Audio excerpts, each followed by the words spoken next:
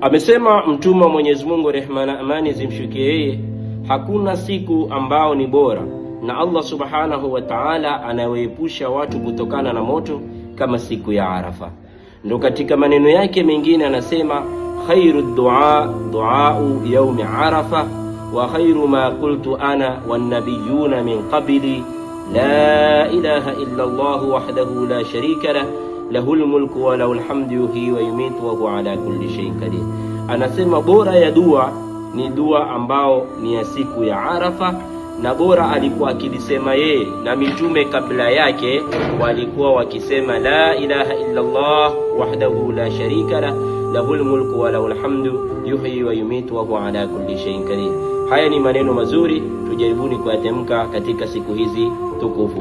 Mimi nimekukumbusha na wewe mkumbushe mwingine. Addalu ala alkhairi kafa'ilihi fi amanillah.